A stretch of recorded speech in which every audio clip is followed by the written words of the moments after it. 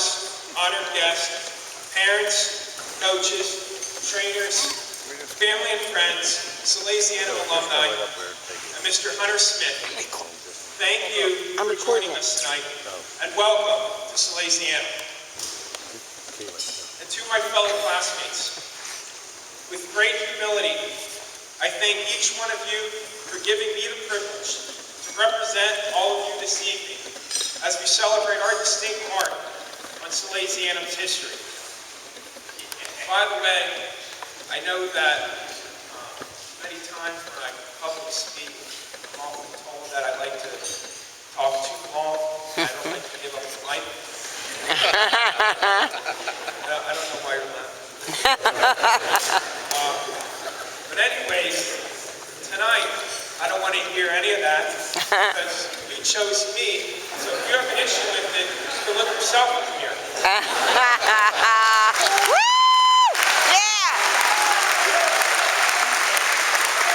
Yeah, Dylan! I mean, we could have picked Dave Vizier, but you just would have got a 10-minute lecture on his big biceps.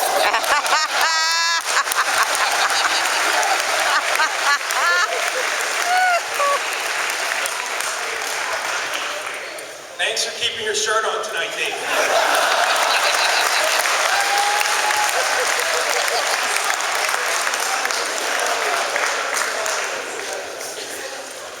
Immediately upon entering this gymnasium, we were overwhelmed by the presence of the 127 banners that hang from the walls.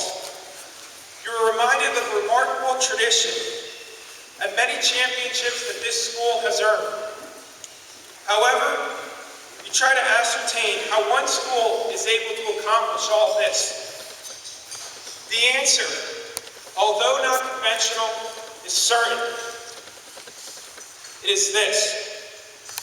Salesianum's purpose has never been to produce good athletes.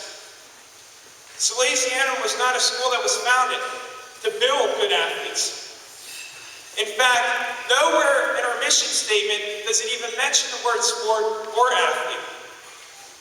See, the reason that we are so successful is because this school is not focused on developing the best athletes, but rather the best men. Today, it seems as if everything's about scoring a touchdown, scoring the girl, or scoring the cash money. However, here at Salesianum, athletics is the foundation used to teach us how to become men of character. The qualities of a respected athlete run parallel to the qualities of a respected man.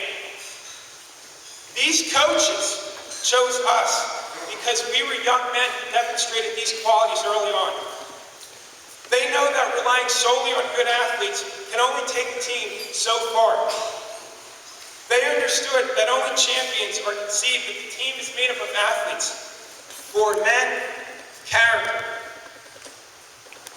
All 140 of us are men. We sweated together, we bled together, we cried together. In that fourth quarter, or last leg, or last lap, when our legs were shaking, we were folded at the waist, grasping for every last bit of oxygen in the air. We would rise up and turn to each other.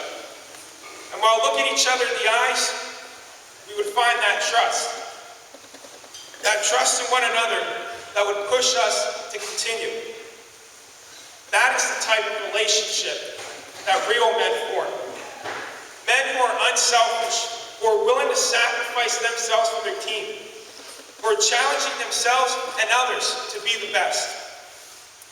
That illustrates the relationship that we created with one another. Relationships that only men can establish. Each one of us as freshmen walked onto the athletic field as a young boy.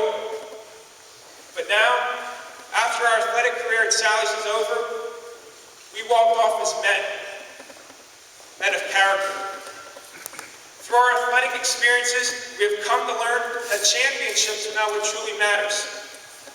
When we reflect upon our high school careers, it will not be the trophies, or the varsity letters, or the banners that we are going to treasure the most.